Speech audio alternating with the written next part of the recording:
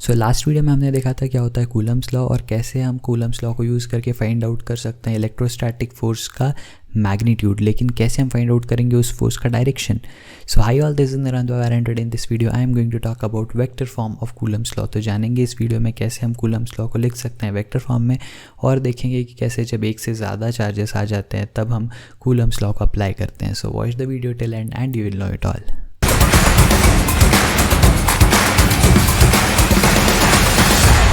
So let's get started with this Coulomb's law in vector form वाला video. लेकिन before I get started again a quick reminder कि अपनी copies और pen लेके बैठना और नोट्स साथ ही साथ बनाते चलना। जहाँ कहीं आपको लगे कि कंटेंट इनफ आ गया है स्क्रीन पे, वीडियो को पॉज करना, सारी चीज़ें नोट डाउन करना और फिर ही आगे बढ़ना। ऑल्सो आई एम होपिंग कि जब आप ये वीडियो देख रहे हो तो आपने इसके पहले के सारे वीडियोस जो इस प्लेलिस्ट में अवेलेबल है वो देख लिए होंगे, बिकॉज सारी चीज़ें एक दूसरे से इंटरलिंक्ड है। ऑल्सो अगर ये आपका पहला वीडियो है इस पर्टिकुलर सीरीज़ का तो लेट मी टेल यू कि इस चैनल पे और इस प्लेलिस्ट में पाए जाने वाले सारे वीडियोस जो है वो बोर्ड्स, जेई और नीट सभी के लिए काम में आने वाले हैं। सो कोई भी कंटेंट, कोई भी वीडियो ऐसा मत समझना जो आपके काम में नहीं आएगा, या कोई भी कंटेंट एक्सप्लिसिटली किसी एक चीज़ पे डिपेंडेंट नहीं है। जहाँ कहीं ऐसे कोई पर्टिकुलर टॉपिक आएंगे मैं आपको बता दूंगा कि ये स्पेसिफिक टू कॉम्पिटिटिव एग्जाम्स है तो बोर्ड्स वालों को ये वीडियो देखने की ज़रूरत नहीं है, so on and so fourth, right. Okay, so let's get started with Coulomb's law in vector form. तो ध्यान से देखेंगे क्या करने वाले हैं हम Coulomb's law in vector form में। सबसे पहले जैसा कि हमने कूलम्स लॉ में देखा था वैसा ही सेम टू सेम चीज़ मैं करूँगा कि मैं दो चार्जेस कंसिडर कर लूँगा। लेट्स से इसका मैग्नीट्यूड है Q1 और इसका मैग्नीट्यूड है Q2, राइट। मैं क्या कर रहा हूँ, मैं यहाँ पे कोऑर्डिनेट एक्सिस बना देता हूँ। ये हो गया मेरा x एक्सिस, ये हो गया मेरा y एक्सिस, सही है। अब मेरे पास x और y एक्सिस होने के बाद में मैं क्या कर रहा हूँ, मैं ओरिजिन से इन दोनों चार्जेस को देख रहा हूँ।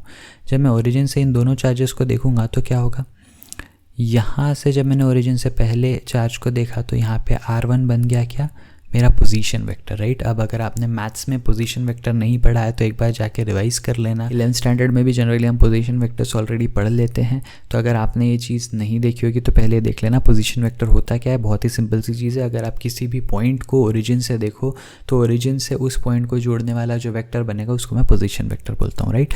तो फर्स्ट चार्ज के लिए पोजीशन वेक्टर मैंने बना दिया R1 और सेकेंड चार्ज के लिए मैं पोजीशन वेक्टर बना रहा हूँ R2, सही है। तो मेरे पास दो पोजीशंस वेक्टर बन के रेडी है R1 एंड R2, और ये दोनों पोजीशन वेक्टर क्या रिप्रेजेंट कर रहे हैं, ये दोनों रिप्रेजेंट कर रहे हैं चार्जेस Q1 और Q2 के पोजीशन को, राइट। अब मैं क्या चाहता हूँ, मैं चाहता हूँ कि मैं इस चार्ज Q2 पे कितना फोर्स लग रहा है ये कैलकुलेट करूँ।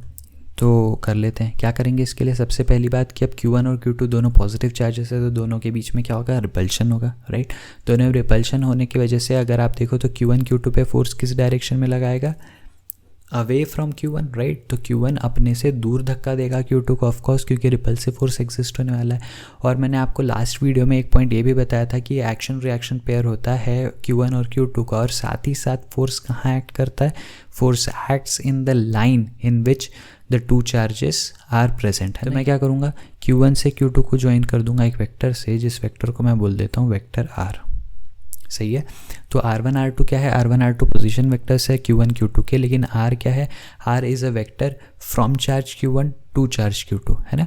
और अगर आप फोर्स की बात करो तो फोर्स जो Q2 पे एक्ट करेगा वो इसी चार्ज R के अलॉन्ग एक्ट करेगा। यहाँ इसको मैं लिख रहा हूँ F21, है ना, वेक्टर F21। इसका मतलब क्या है, force on charge 2 by charge 1, है ना। तो इसका एक नोटेशन, ये स्टैंडर्ड नोटेशन आपको काफ़ी सारे बुक्स में भी मिल जाएगा, NCERT में भी जनरली इसी नोटेशन को यूज़ किया जाता है। तो F21 का मीनिंग क्या है, F21 का मीनिंग है force on charge 2 due to charge 1, सही है। तो मैंने F21 यहाँ पे लिख दिया विच is force on charge Q2। अब यहाँ पे एक बात समझना कि जो ये वेक्टर R मैंने लिखा है, ये R क्या है, ये R vector basically is the vector joining charge Q1 and Q2, सही है। तो वेक्टर R, मैथ्स में अगेन आपने ये चीज़ पढ़ी होगी कि ये जो वेक्टर R है I can write this as vector R2 minus vector R1, सही है। तो क्या होता है ये, अगर आप लोगों ने ये चीज़ नहीं पढ़ी है, अगर आपको ये नहीं पता है तो मैं आपको क्विकली बता दूं कि कोई भी वेक्टर को आप फाइनल पॉइंट, कोई भी वेक्टर जब हम बनाते हैं कोई इनिशियल से फाइनल पॉइंट के बीच में, तो फाइनल पॉइंट का position vector minus initial point का position vector can be written as the vector itself, है ना। तो जो वेक्टर R है that can be written as position vector of final point that is R2 minus position vector of initial point that is R1। तो मैं vector R को लिख सकता हूँ vector R2 minus vector R1, सही है। तो यहाँ पे मैंने वेक्टर R लिख दिया सक्सेसफुली। और अब मैं क्या चाहता हूँ, अब मैं लिखना चाहता हूँ फोर्स 2 1 की वैल्यू। इसी बीच एक और चीज़ बड़े ध्यान से देखना कि F21 जो है which is force on 2 due to 1, अगर आप देखो तो फोर्स ऑन 1 ड्यू टू 2 भी अगर आप निकालना चाहो तो वो क्या आएगा, वो भी रिपल्सिव होगा, तो वो ऑपोजिट डायरेक्शन में आएगा। इसको मैं लिख सकता हूँ F12, सही है। तो चाहे F12 हो चाहे F21 हो, हमने पिछले वीडियो में देख रखा है कि इन दोनों का जो मैग्नीट्यूड है ना, F12 का मैग्नीट्यूड और F21 का मैग्नीट्यूड, ये दोनों कैसे होंगे, इक्वल होंगे, बिकॉज एक्शन रिएक्शन पेयर होते हैं। इसीलिए हमने इसको सेंट्रल फोर्स भी बोला था, अगर याद होगा तो, है ना।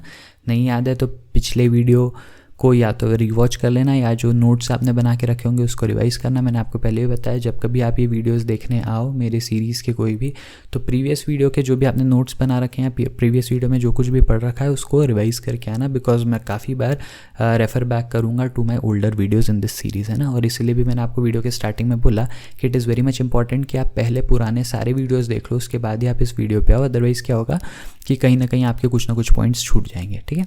तो F12 और F21 जो है इन दोनों का मैग्नीट्यूड सेम होगा, और इसका वैल्यू कितना होगा, इसका वैल्यू होगा K Q1 Q2 upon R का स्क्वायर, सही है।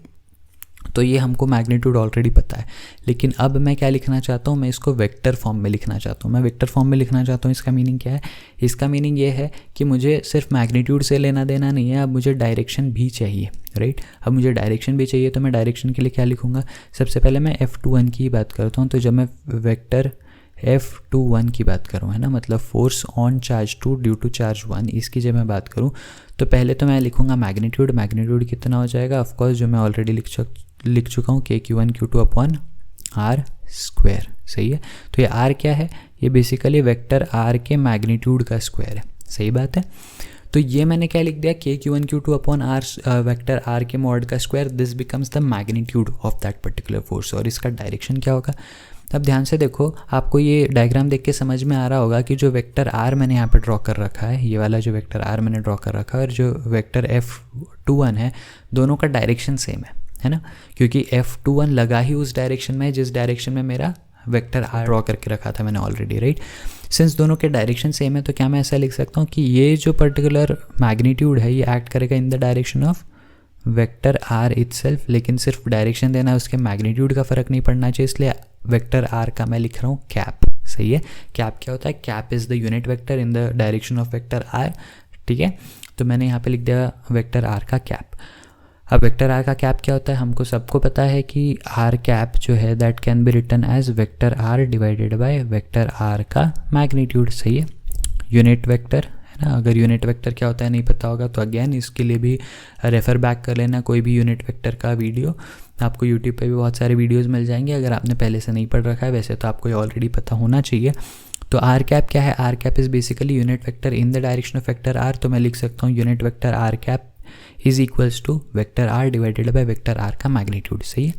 तो ध्यान से देखना इस बात को, मैंने यहाँ पे लिख दिया वेक्टर R का कैप, तो I can write this as K Q1 Q2।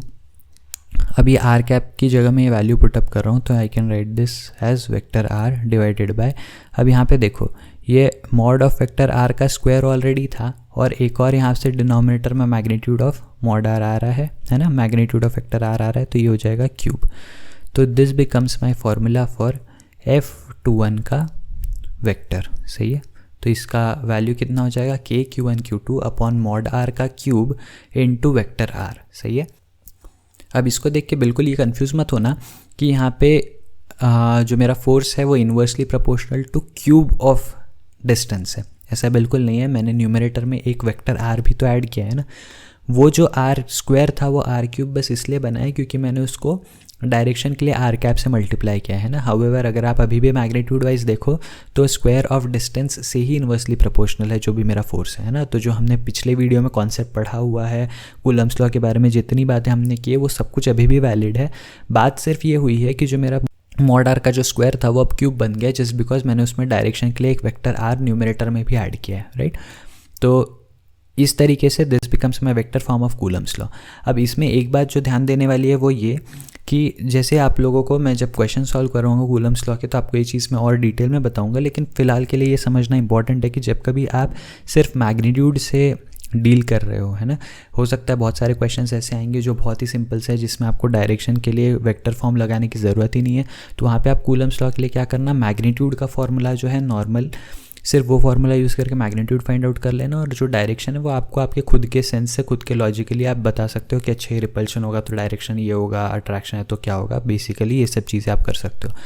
जहाँ पे आपको डायरेक्शन वेक्टर फॉर्म के थ्रू वेक्टर फॉर्म को यूज़ करके पता करनी है, उन सारे केसेस में आप क्या करोगे, you will be using this vector form वाला इक्वेशन। और इस इक्वेशन में हमेशा ये याद रखना कि ये जब कभी आप कोई भी फोर्स को वेक्टर फॉर्म में कैलकुलेट करो, तो जो भी आप वेक्टर आर बनाओ, सही है, जो भी आप वेक्टर आर बनाओ, उसका जो हेड है ना, मतलब वो जिस साइड पॉइंट कर रहा है, it should always point towards the charge on which you are trying to calculate the force. तो यहाँ पे मैंने F21 का इक्वेशन लिखा है, राइट, मतलब force on charge 2 due to charge 1।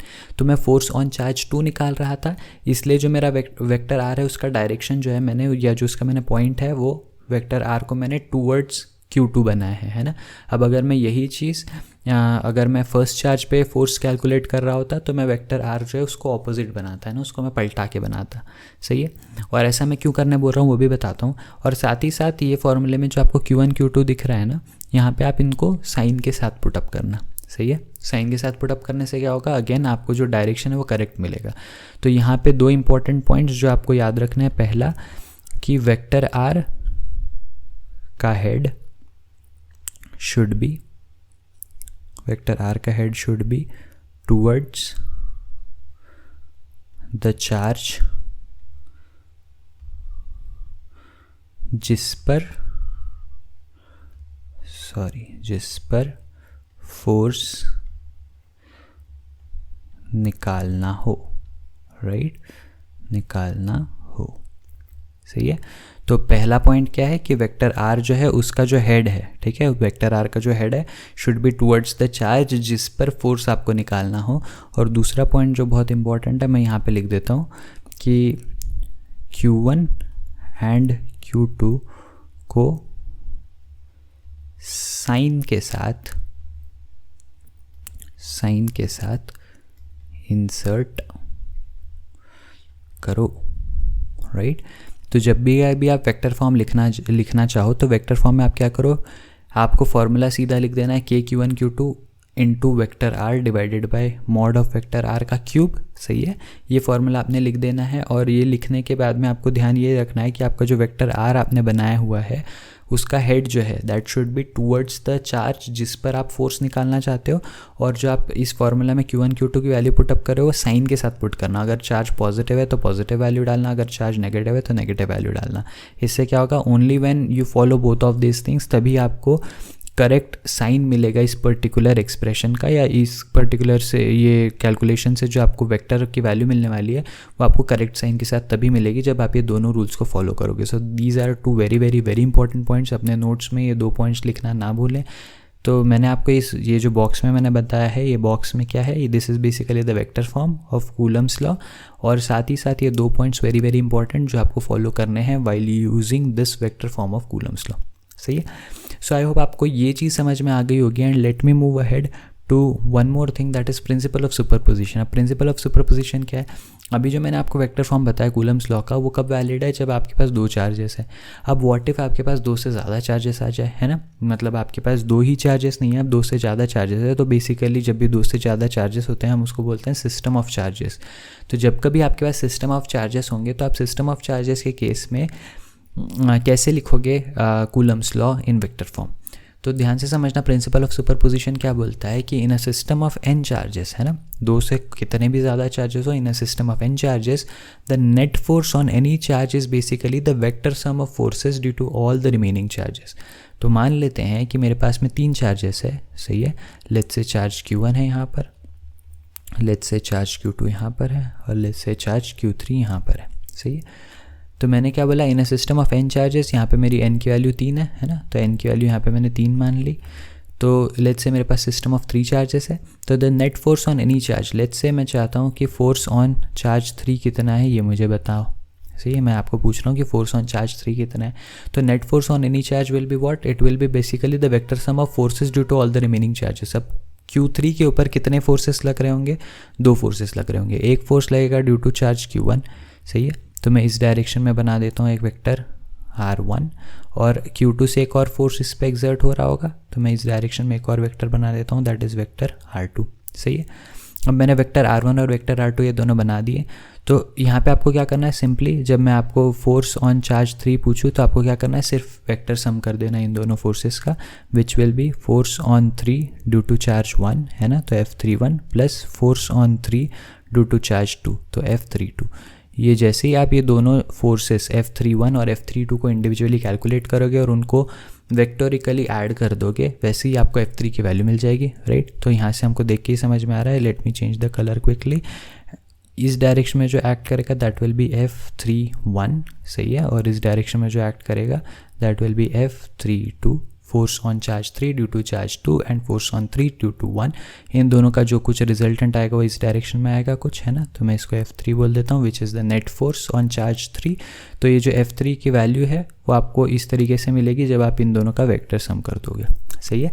तो this is itself the principal of superposition. तो प्रिंसिपल ऑफ सुपरपोजिशन बेसिकली कोई और चीज़ नहीं है, जैसे आप नॉर्मल वेक्टर्स में रिजल्टेंट कैलकुलेट करते हो उसी तरीके से यहाँ पर भी जब आपके पास 2 से ज़्यादा चार्जेस अवेलेबल हो तो आप क्या करोगे, 2 से ज़्यादा चार्जेस आपके पास अवेलेबल हो उस केस में आप ये सारी जो भी डिफरेंट फोर्सेस एक्ट कर रहे होंगे उस पर्टिकुलर चार्ज पे, उन सारे फोर्सेस का वेक्टर सम कर लोगे and you will get the net force which is acting on that particular charge, सही है।